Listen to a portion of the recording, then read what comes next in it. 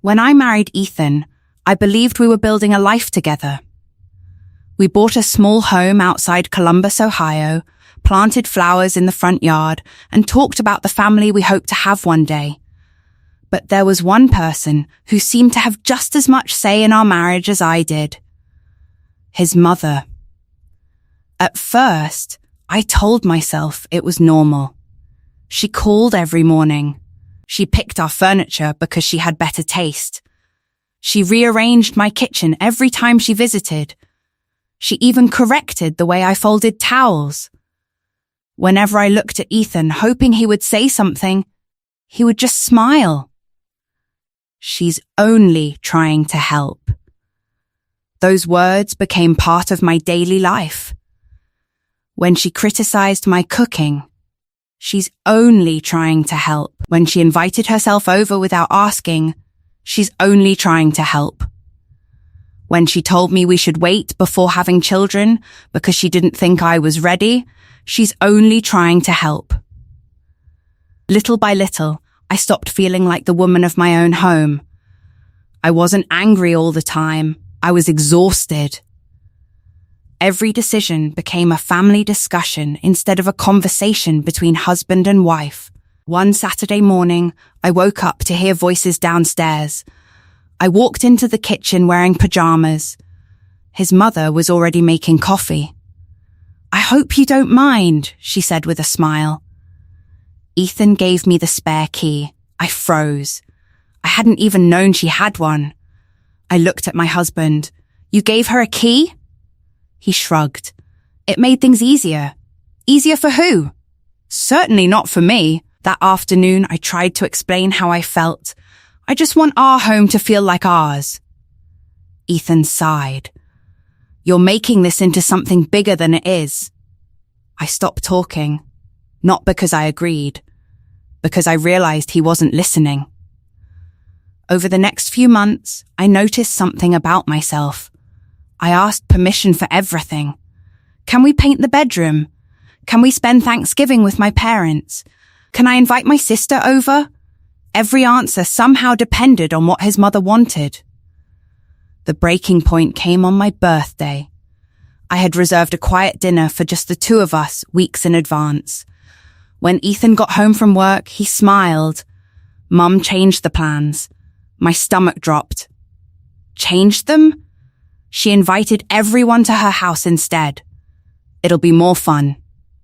I stared at him. "You cancelled our anniversary-style birthday dinner?" He laughed nervously. "It's only dinner." Maybe to him, but to me it was another promise that disappeared because someone else made a different decision. That night, surrounded by relatives, I smiled for every photo. I thanked everyone for the gifts. I even helped wash the dishes. No one noticed I barely spoke. On the drive home, Ethan asked why I was so quiet. For the first time in years, I didn't explain. The next morning, I made coffee, sat at the kitchen table, and wrote one sentence in my journal. I cannot control other people, but I can decide what I will accept. That single sentence changed something inside me. A week later, his mother texted to say she was coming over Saturday morning. Normally, I would cancel my own plans. Instead, I replied politely, "I'm sorry, Saturday doesn't work for me." A few minutes later, Ethan walked into the room holding his phone. "My mum says you told her not to come." I looked up calmly. I told her Saturday doesn't work. He stared at me like he had never heard the word no before. Then he said something that made my heart sink. "If you start doing this, you're going to create a problem in this family." I took a slow breath, looked him in the eyes, and quietly answered, "Maybe the problem isn't that I'm creating boundaries. Maybe it's that no one is used to me having any." He didn't say another word. But the look on his face told me something had just shifted. I had no idea what would happen next. The silence between Ethan and me lasted for 2 days. Not the angry kind, the thoughtful kind. For the first time since we had been married, I wasn't trying to smooth things over.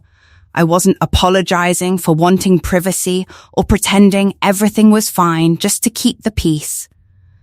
That Saturday, I kept the plans I had made. I met a close friend for breakfast, wandered through a bookstore, and came home feeling lighter than I had in months. When I walked through the front door, Ethan was sitting in the living room. "Mum's upset," he said. "I know. She thinks you don't want her around." I sat across from him. "I don't mind spending time with your mum. I mind feeling like I'm not allowed to have a say in my own marriage." He didn't answer right away. Instead, he asked something he had never asked before. "When did you start feeling that way?" I smiled sadly. "A long time ago. I just stopped believing you wanted to hear it." That conversation lasted for hours. There were tears, uncomfortable pauses, and moments where neither of us knew what to say. But for the first time, we weren't arguing.